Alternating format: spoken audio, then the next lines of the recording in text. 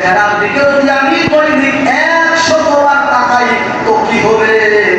আল্লাহ রাব্বুল আলামিনের হাবিব সাল্লাল্লাহু আলাইহি ওয়াসাল্লাম বললেন, মা বাবার চেহারার দিকে যদি তুমি দৈনিক 100 বার ভালোবাসার নজরে, ভক্তির নজরে তুমি যদি তাকাও, তোমার আমলনামায় আল্লাহ রাব্বুল আলামিন 100 কবুল হওয়ার সওয়াব দিয়ে দিবেন।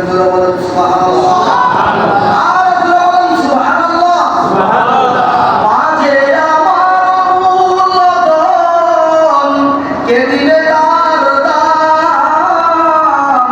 এই জগতে মানায় যার সেই বুঝে তার দাম। জোরে ঠিক কিনা? আর জোরে ঠিক কিনা? মা যার নাই সে জানে কি হারাইছে। পৃথিবীতে একটা অক্ষর মা, এর মতো আপন জনা কেউ নাই। আমার বন্ধুগণ, ও যুবক ভাইরা, বিবি তুমি স্বার্থ আছে যতদিন বিবি থাকবে ততদিন। সন্তান স্বার্থ ছাড়া বাবারে বাবা বলে ডাকে না, একমাত্র স্বার্থবিহীন মহব্বত করে করবে দাঁড়িয়ে মা। বিদেশ থেকে যদি বাড়িতে আসেন, সন্তান তাকায় থাকবে বাবা কি আনছে, স্ত্রী তাকায় থাকবে শাড়ি আনছে কিনা, আর মা তাকায় থাকবে আদরের পরিবার সন্তানের চেহারার দিকে। বাবা তুই কিছু খাস নাই, তোর চেহারাটা সুখ না কেন, তোর মুখটা মলিন কেন? মা তাকায় থাকে সন্তানের চেহারার দিকে। এই জন্য কবি বলেছে, বিদেশে বিরাজ্যে যদি পুত্র মারা যায়, পশু পাখি জানার আগে আগে জানে মাই। জোরে বলেন ঠিক কিনা? কোথাও যদি সন্তানের কোনো মুসিবত হয়, রক্তের সাথে, সন্তানের রক্তের সাথে তার লাগানো আছে, অটোমেটিক একটা মানে সিনটা লাগানো আছে। এই জন্য সন্তানের কোনো মুসিবত হলে পরে মায়ের কলিজার মধ্যে ধাউ ধাউ করে আগুন জ্বলতে থাকে। আমার বন্ধুগণ, মা যদি বর্ণনা করে, আপনি যত বড় হুজুর হন না কেন, ঈর্ষা হন না কেন, দরবেশ হন না কেন, আল্লাহর ওলি হন না কেন, কোনো কিছুই আপনার কাছে লাগবে না। আল্লাহর নবী এক সাহাবী নাম বেলাল কেমন, সে তাহাজ্জুদ পড়তো, নামাজও পড়তো, জিকিরও করতো, হজও করতো, কিন্তু তার মৃত্যুর সময় তার এমন যন্ত্রণা শুরু হয়েছে, 3 দিন হয়ে যা তার জান বের হয় না, সে মৃত্যুবরণ করে না। সাহাবারা পাশে গিয়ে কালেমা করে, কিন্তু হযরতে আলকামার জবান থেকে কালিমা বের হয় না। আল্লাহর নবী পাশে গেলেন, তিনিও কালেমা পড়লেন, কিন্তু আলকামার জবান দিয়ে কালেমা বের হয় না, মৃত্যুবরণ করে না। ব্যাপারটা এমন যে হলো, আলকামা অনেক কষ্ট করতেছেন, তার জান বের হয় না, কিন্তু তিনি ছিলেন তাহাজ্জুদ গুজারি, তিনি ছিলেন নামাজি, তিনি ছিলেন পরহেজগার, তিনি ছিলেন মুত্তাকি।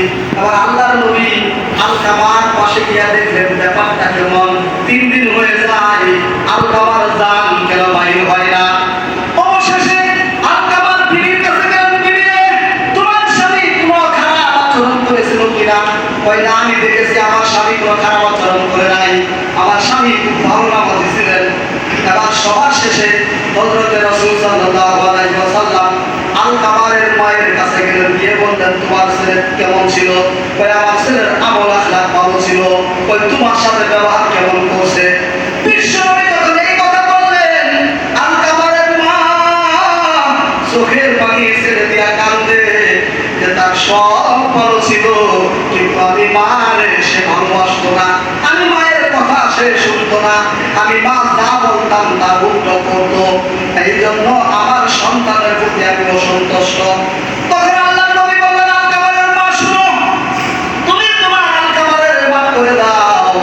কই না, আমি আমার সন্তানকে মাফ করব না। এবার আলকামারের জবান দিয়া কালিমা বের হয় না, আলকামারের কষ্ট হচ্ছে। সাহাবায়ে কেরাম কালিমা শিখায়, কালিমা পড়ে না। আলকামারের কালিমা পড়তে বলে আলকামার পড়তে পারতেছে না, মুখ দিয়ে কালিমা আসে না। এখান থেকে আমরা একটা শিক্ষা নিতে পারি, মায়ের সাথে যদি কেউ বেয়াদবি করেন, মৃত্যুর সময় তার জবান দিয়ে কালিমা শুরু হবে না। জোরে বলেন ঠিক কিনা? মা বাবার সাথে বেয়াদবি করলে কালিমা বের হবে না। যেভাবে নবীর এক সাহাবী কালিমা পড়তে পারতেছে না, এবং নবী যে কথা শুনে আলকামারের মাকে মাফ না করো তাহলে আলকাবার তো জাহান্নামী হয়ে যাবে। এই জাহান্নামী পরকালে গেলে বিচার হওয়ার পরে জাহান্নামে যাবে, কবরে কষ্ট হবে, দুনিয়াতে তার একটু আগুন দিয়ে জ্বালায় দেয়। সাহাবায়ে কেরামকে অর্ডার করলেন বিশ্বনবী, যাও কিছু লাকড়ি আনো, এবার আলকাবারকে দুনিয়াতে এই জাহান্নামের আগুন দিয়ে তাকে শেষ করে দেয়, তাকে আগুন দিয়ে পুরায় শেষ করে দেয়। এবার লাকড়ি যখন আনা হলো, লাকড়ি আনার পরে আলকাবারের মায়ের সামনে আলকাবারকে আগুন দিয়ে পুরা দিবে। যখন আলকাবারের মা দেখলো আমার সন্তানকে আগুন দিয়ে পুড়িয়ে দিবে, মা কাঁদলে দাও দাও করে আগুন জ্বলতেছে, আলকাবারকে অগ্নিকুণ্ডের ভিতরে নিক্ষেপ করবে। তখন মা ডাক দিয়ে বললেন, আল্লাহর নবী গো, আমার কলিজার টুকরা সন্তানকে আগুনের মধ্যে নিক্ষেপ করবেন না, আমি আমার সন্তানকে মাফ করে দিলাম।